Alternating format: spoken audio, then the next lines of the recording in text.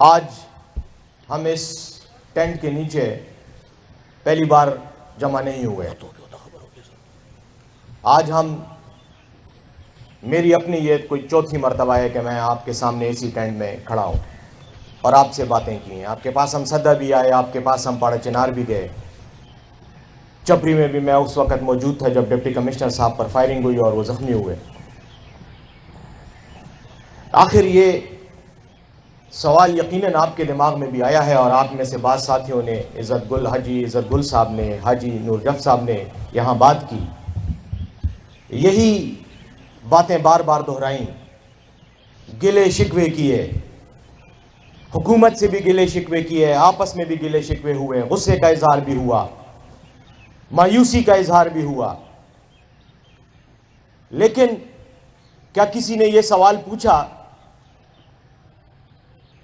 کہ یہ سب کچھ ستمبر کے مہینے سے لے کر آج جنوری کی 30 تاریخ تک یہ جو کچھ ہوا یہ آخر ہوا کیوں؟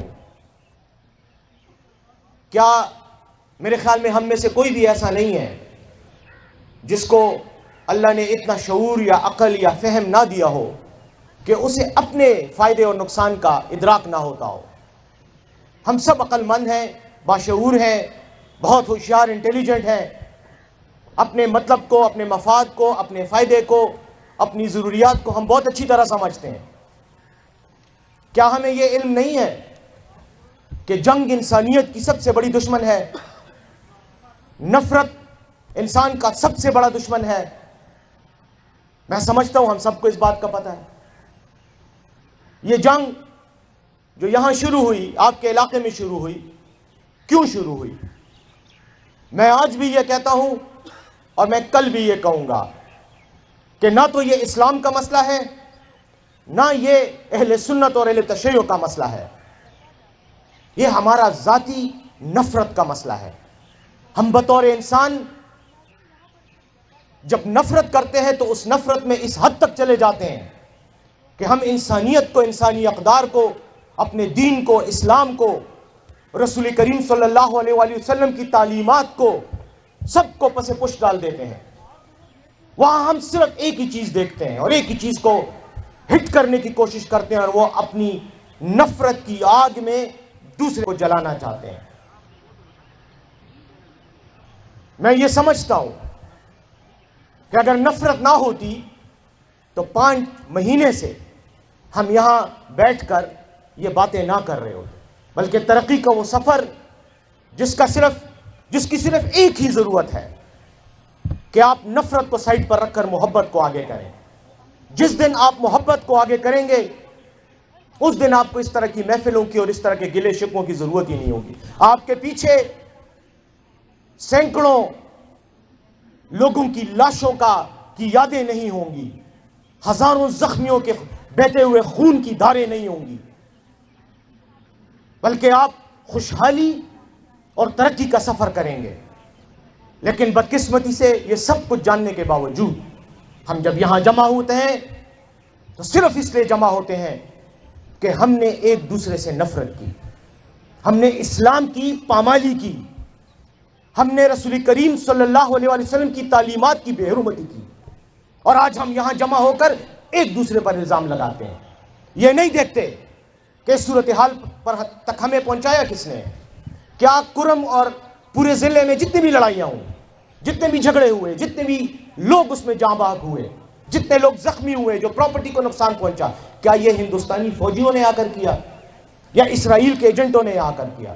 میں نے اور آپ نے ایک دوسرے کا خون بہایا ہے. میں نے بندوق اٹھائی ہے اور آپ کو گولی ماری ہے, اور آپ نے بندوق اٹھا کر مجھے گولی ماری ہے, اور آج ہم یہاں رو رہے ہیں اور ایک دوسرے پر انگلیاں اٹھا رہے ہیں, الزامات لگا رہے ہیں. میرے خیال میں ہماری اس محفل کا, اس بیٹھنے کا, آپ کی اس تمام محنت کا, یہ 5 مہینوں سے جو آپ آ رہے ہیں, جرگے کر رہے ہیں حکومت کے ساتھ آپس میں, ہم سب جو یہاں بیٹھے ہیں, یہ سب کچھ بے فائدہ ہے. اگر ہم آج اس چھت کے نیچے, اس شامیانے کے نیچے, آج بھی اگر ہم نفرت کے جراثیم کو اپنے دل میں پرورش دے رہے ہیں, اپنے جذبات کو, اپنے ذہن کی سوچ کو نفرت کی بنیاد پر پروان چڑھا رہے ہیں, تو میرے خیال میں یہ سب کچھ بے فائدہ ہے. اس محفل کا اور اس بات کا کوئی فائدہ نہیں ہے. یہ جو خون بہا ہے، جو شہادتیں ہوئی ہیں، جو نقصانات ہوئے ہیں، یہ اسی طرح ہوتے رہیں گے۔ کیا ہم نے یہ قسم کھائی ہوئی ہے کہ ہم نے اپنی غلطیوں سے سبق نہیں سیکھنا؟ رسول اللہ صلی اللہ علیہ وسلم جن کے ہم سب پیروکار ہیں اور بہت جذبے سے ان کا نام لیتے ہیں، ان پر درود شریف بھی بھیجتے ہیں، انہوں نے کہا ہے کہ مومن ایک سوراخ سے 2 بار نہیں ڈسا جاتا۔ ایک بار جب مومن سے غلطی ہوتی ہے وہ دوبارہ قصدن وہ کام کبھی نہیں کرتا، لیکن ہم بار بار وہی کام کر رہے ہیں۔ تو پہلے تو اپنے آپ سے یہ سوال پوچھے، پشتو مشتور کو چھوڑ دیتے ہیں، پختو بھی وہ سائٹ تکیل اول خدا تپوس تو یو بلنو کہ آخر د اسلام پاغ دائرہ کم رازو ہو کنا د یو انسان قتل کاغذ پا ہر سوجہی چاغب بے جوازوی واللہ کا طول عمر دا اللہ دا عذاب نہ بچے پا دی دنیا کی مدد مرگ نہ پسوں دا ہر سو در تا معاف کی ایو مرگ در تا نہ معاف کی دلتا مونگا ڈز انسانان خبری دا معشومان و خزم موجود چرتا مدا سوچ کرے دے چاہے مونگا مسلمانان نہیں ہوگا نا پختو خو ڈیرہ بات کی خبر ہے پختون خو بغیر دے اسلام نظام دا پختون ہم وہی ہم نا نہیں مونگ منو چرے مو یو غیر مسلم پختون منے لے نہیں منو اسلام خو تصور ہم دا دے چھ مونگا ٹول مسلمانان یو ٹول پختانالی یو چھ مسلمانان اور اسلام خو چھ اسلام نہ منو پا پختو با مونگا سے خبری ہو اس پاتش و خبرہ چنن مونگ ناس چھ دلتا تاسو مشرانو خبری اکڑے دے دوارو مشرانو خبری اکڑے جی او سی صاحب ہم خبری اکڑے چیف سیکٹری صاحب ہم خبری اکڑے کمشنر صاحب ہم خبری اکڑے اور دا خبری تاسو سو زلہ کڑی دی امام کڑی دی تاسو کڑی دی یو بلتا مورولی دی وہ یو تا پوستر نہ صرف کو پا دل طولو خبرو کی یو خبر بنیادی دا اواسدہ اگر دا دے چھ مونگ دا رختیا قتل عام کرے دے ہم نے سچ کا قتل کیا ہے اور ہم سچ کا قتل کرتے ہیں، قتل عمد کرتے ہیں، انٹینشنل مرڈر کرتے ہیں، سوچ سمجھ کر ہم سچ کو قربان کرتے ہیں، قتل کرتے ہیں، ذبح کرتے ہیں اس لیے کہ وہ سچ جو ہے وہ ہمیں نقصان دے رہا ہوتا ہے۔ اگر ہم سچی بات اپنے سامنے رکھیں تو شاید جس موقف پر ہم کھڑے ہیں وہ کمزور ہو جائے، تو پھر ہم سچ کو سائڈ پر ہٹا کر اپنی خواہش کے مطابق اپنا موقف بناتے ہیں اور پھر اس کا نتیجہ یہی جنگ و جدل اور یہ خون ریزی سے نکلتا ہے۔ آپ کو پتہ ہے کہ جنگ میں 2 چیزوں کا نقصان ہوتا ہے، 2 چیزوں کا قتل ہوتا ہے، ایک سچ کا اور ایک اعتماد کا۔ آج ہمارے دونوں مشران نے یہاں پر، دونوں آپ کے نمائندے عزت گل صاحب نے بھی، نور جف صاحب نے بھی جو بات کی اس میں ایک ہی بات آئی، اعتماد کا فقدان، حکومت پر شک، اہل سنت کا اہل تشیع پہ شک، اہل تشیع کا اہل سنت پر شک، دونوں کا حکومت پر شک، اور پھر ہم بیٹھ کر یہاں کہتے ہیں ایران سے لوگ آئے ہیں، افغانستان سے لوگ آئے ہیں، ہماری اپنی حکومت یہ کروا رہی ہے۔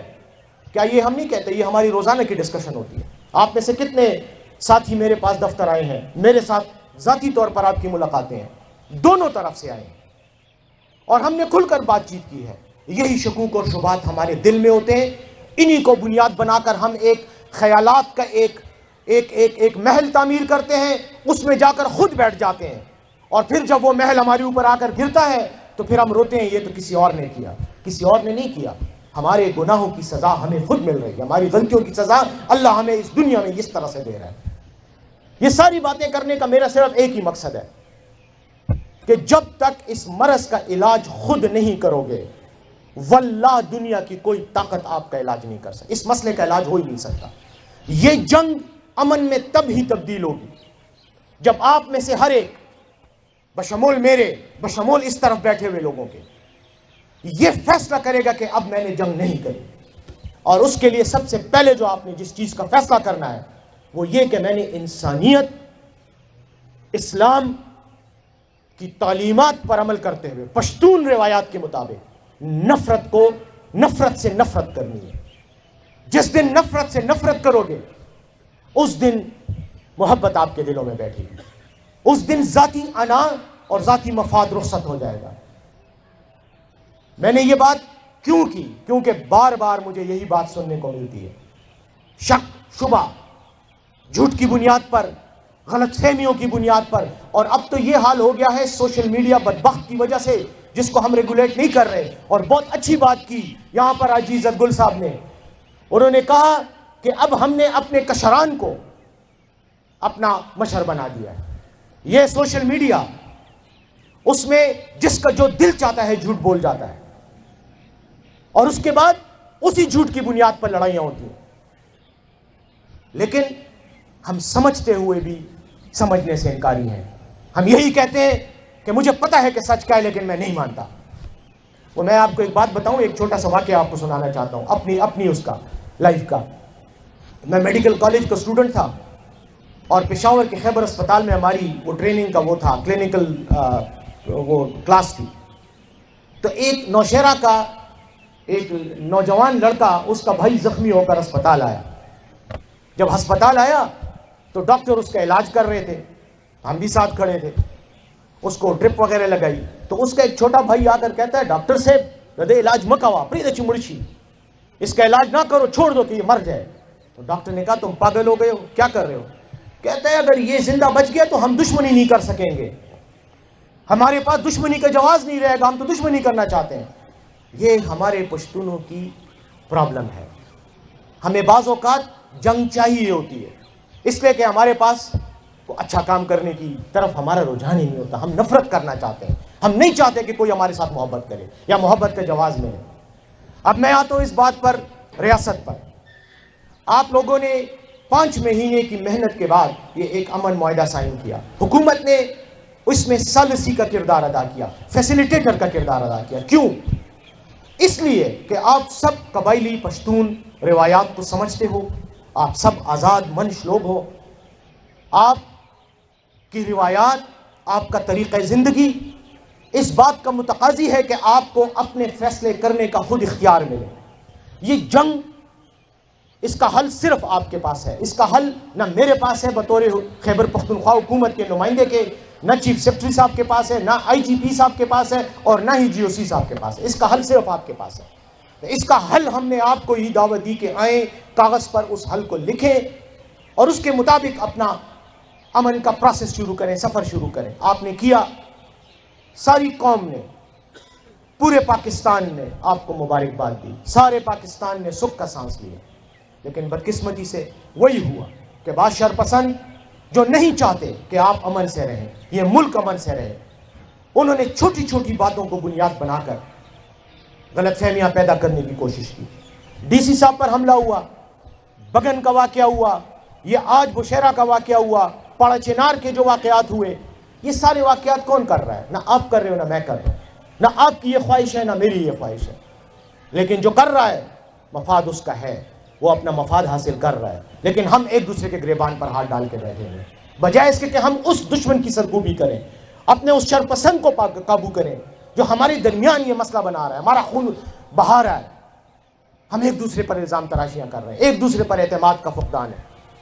تو خدا کے لیے بطور مسلمان، بطور ایک پشتون، میری آپ سے یہ تقاضا اور دعا ہے کہ اس شرپسند کو شناخت کریں، اپنے اس دشمن کو پہچانیں. جب تک آپ اپنے اس دشمن کو نہیں پہچانو گے، آپ کا خون اسی طرح بہتا رہے گا، اس کو فائدہ حاصل ہوتا رہے گا، چاہے اس کو سیاسی فائدہ ہے، چاہے اس کو مالی فائدہ ہے، یا جو بھی اس کا مقصد ہے اور مفاد ہے، وہ حاصل کرتا رہے گا. اب میں اسی بنیاد پر، آپ نے یہاں پر حکومت کے بارے میں بات کی. حکومت نے جب آپ کو امن معاہدہ میں فیسیلیٹیٹ کیا تو مقصد ہی یہی تھا کہ جو طریقہ کار آپ اپنے لیے پسند کرو گے، حکومت اس میں آپ کی مدد کرے گی.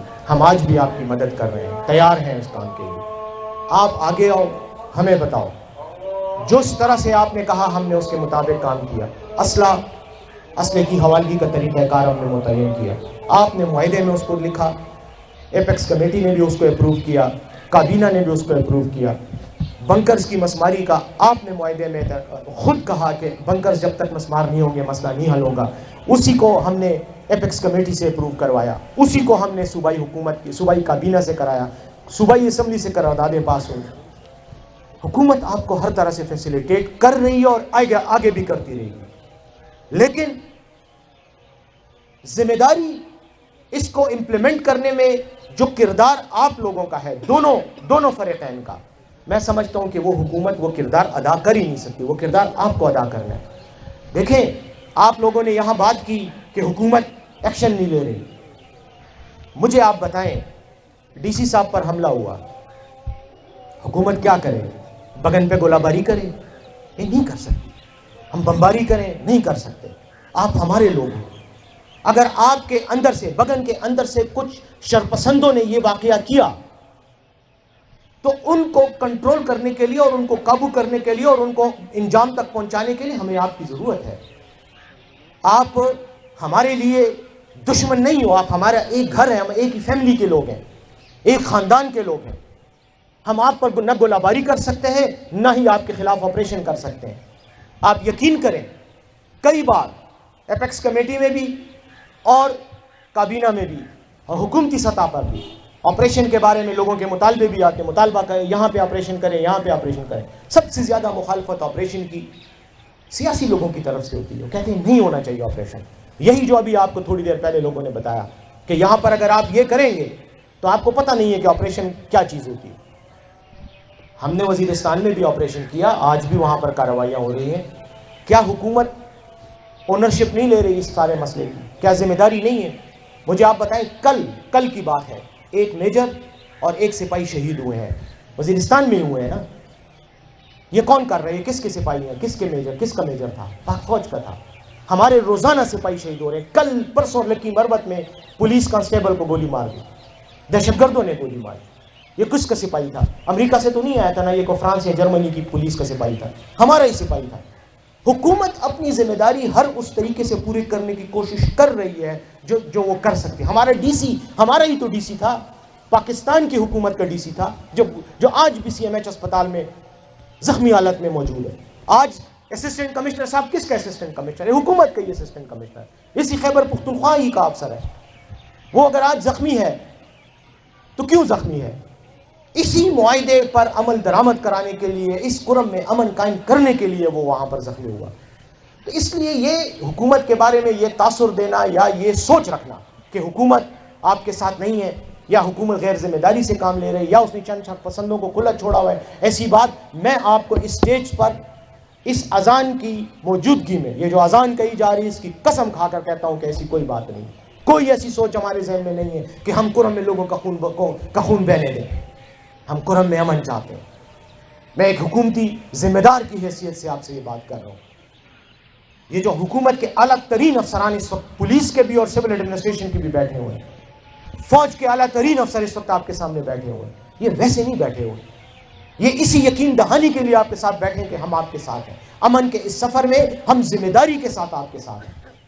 یہ ہماری ذمہ داری ہے, لیکن جو آپ کی ذمہ داری ہے وہ آپ نے بھی پوری کرنی ہے. میں یہ نہیں کہتا آپ نہیں کر رہے, آپ کر رہے ہو, آپ کر رہے ہو, لیکن جو بھی شرائط ہیں, جو بھی امپلیمنٹیشن کا طریقہ کار ہے, اس پر آپ بخوبی واقف ہو اور آپ کو بخوبی پتہ ہے کہ وہ کیسے ہونا ہے. شرپسندوں کا احتساب, ان کو گرفت میں لانا, ان کو قانون کے حوالے کرنا, اس میں آپ کا اپنا کردار ضرور ہونا چاہیے. اصل کی حوالگی میں آپ کا کردار ہونا چاہیے. آپ نے ہمارے ساتھ ہمیں سپورٹ کرنا ہے. ہم آپ کے گھروں میں آ کر تلاشیاں نہیں لے سکتے, آپ خود وہ ہینڈ اوور کریں. اور آپ کو یہ بھی پتہ ہے کہ جس قسم کا اسلحہ موجود ہے, اس کی موجودگی میں اگر کوئی آپریشن کیا جاتا ہے تو اس کا نقصان کتنا ہوگا. اگر خدا نخواستہ لڑائی ہوتی, کہیں پہ بھی ہوتی, اس میں آپ کا بھی نقصان ہے, عوام کا بھی ہے, حکومت کا بھی ہے, سب اداروں کا نقصان ہے, سب لوگوں کا نقصان ہے. تو اس لیے میں آپ تمام بھائیوں سے یہ ریکویسٹ کروں گا کہ آئیں, شک شبہ, گلہ شکایت, یہ ایک دوسرے کے بارے میں اعتماد, باہمی اعتماد کا جو فقدان کی بات ہوتی ہے, اس کو اگنور کریں, یہ نہ کریں. کیونکہ وقت کی ضرورت یہ ہے کہ ہم ایک دوسرے پر اعتماد کریں, ایک دوسرے پر بھروسہ کریں, ایک دوسرے کے ساتھ تعاون کریں. جہاں تک تعلق ہے کمپنسیشنز کا, آپ کو پتہ ہے کہ کمپنسیشن کا پیکج بھی تیار ہو رہا ہے. 16 کروڑ روپے تو تقریباً ہم نے ابھی صرف دوائیوں کی مد میں, ادویات کی مد میں دیے ہیں, اور یہ صرف پاڑا چنار یا اہل تشیع کو نہیں دیے جا رہے. آپ کو خود پتہ ہے کہ اہل سنت کے علاقوں میں بھی ریلیف جتنا بھائی ممکن ہے وہ پہنچایا جا رہا ہے. ہیلی کاپٹر, ابھی چیف سیکرٹری صاحب نے بات کی, 3000 کے قریب ہم لوگوں کو نکال چکے ہیں دونوں طرف سے. اسی طرح یہ جو ابھی یہ جو کانوائز کا ہے, 12 کروڑ روپے کے قریب حکومت نے ایلوکیٹ کیے ہیں. چیف منسٹر صاحب کے ساتھ میں کل رات کو انہوں نے مجھے یہی کہا کہ وہاں جا کر کہو کہ ہم ایک ایک جو جاں بحق ہیں, جو زخمی ہیں, اور جو مالی نقصانات ہوئے ہیں ان سب کا ہم کمپنسیشن دیں گے. ہاں حالات کو ٹھیک کرنا تاکہ وہ کمپنسیشن دی جا سکے اس میں آپ کا یقیناً ایک کردار ہے. کوئی شخص بغیر کمپنسیشن کے نہیں رہے گا جس کا نقصان ہوا ہے. لیکن ایک بات میں آپ کو آخر میں جاتے ہوئے بتا دوں, اور یہ بات میں آپ کو بالکل اسٹیج سے ان سب لوگوں کی موجودگی میں کہہ رہا ہوں کہ جس نے ریٹ آف دا اسٹیٹ کو چیلنج کیا ہے, چاہے وہ کسی بھی طرف سے, اس کا یقیناً احتساب ہوگا. حکومت چھوڑے گی کسی کو بھی نہیں. جس نے ظلم کیا ہے, جس نے قانون کو ہاتھ میں لیا ہے, اس کو قانون کی گرفت میں لایا جائے گا. کب لایا جائے گا یہ فیصلہ آپ کے سامنے آ جائے گا. وقت کے ساتھ ساتھ کارروائیاں بھی ہوں گی. کسی کو بھی قانون کو ہاتھ میں لینے کی اجازت نہ ہے اور نہ دی جائے گی, اور جنہوں نے لیا ہے ان کو آپ خود قانون کے کٹہرے میں دیکھیں گے انشاءاللہ بہت جلد. لیکن میں پھر کہوں گا کہ جو شرپسندی ہے حکومت ان کو پکڑے گی, لیکن حوالے آپ نے کرنا ہے, آئیڈینٹیفائی اور شناخت آپ نے کرنا ہے, وہ آپ نے ہمارے ساتھ تعاون کرنا ہے, باقی کام ہمارا ہوگا. ان باتوں کے ساتھ میں یہ سمجھتا ہوں کہ کافی باتیں آپ نے سن لی, ہم نے سب کچھ کیا. بس آپ یہ تعاون آپ سے چاہیے کہ امن معاہدے پر عمل درآمد میں جو آپ کا کردار ہے وہ آپ نے ادا کرنا ہے, جو ہمارا کردار ہے انشاءاللہ اس کی ہم ضمانت اور گارنٹی آپ کو دیتے ہیں. جی سے دا کمشنر سے بل سے خبر ہے یا سنا دا سے کم ریلیف وغیرہ کے بارے میں آپ کو میں بتا دیا انشاءاللہ. ابھی ہم کابینہ کے اجلاس میں, آج کابینہ کا اجلاس ہو رہا ہے, اس میں کرم کے لیے ریلیف فنڈ بھی جو ہے اس کی اپروول ہو جائے گی, اور انشاءاللہ وہ بھی سارے کا سارا ملنا شروع ہو جائے گا. آلریڈی اس کا پروسیس شروع ہو چکا ہے. دوسرا یہ جو کوہاٹ معاہدہ ہے, اس معاہدے پر یہ اسلامی اصولوں کے تحت بھی مسلمان کبھی بھی اپنے وعدے کی خلاف ورزی نہیں کر سکتا. اب یہ معاہدہ ہے, معاہدے کی خلاف ورزی ہر مسلمان پر, ہر اس فریق پر جس نے سائن کیا اس کا فرض ہے اس پر عمل درآمد کرانا. ہم بطور ثالث حکومت اپنا کردار ادا کرے گی, آپ نے بطور مسلمان, بطور پشتون, بطور ایک فریق کے جو معاہدہ سائن کیا ہے وہ آپ نے اپنا عمل درآمد کرانا ہے اور ہم نے اپنا کرانا ہے. ان الفاظ کے ساتھ میں آپ کو شکریہ ادا کرتا ہوں, بہت بہت شکریہ, اور امید کرتا ہوں اور اللہ سے دعا کرتا ہوں کہ جو ہم نے معاہدہ کیا ہے اور جو ہماری امن کی خواہش ہے اللہ اس کو پورا کرے اور ہمارے ان کاوشوں میں اپنی برکت عطا فرمائے. بہت شکریہ. Sir thank you very much. زه خپلو معززو مشرانو ته یو خواست کوم, هغه خواست دا دی چې اوس دا چې زموږ د دواړو طرفو کوم مشران دي, د ګرین جرګې مشران دي, د عزت افزایۍ په طور باندې موږ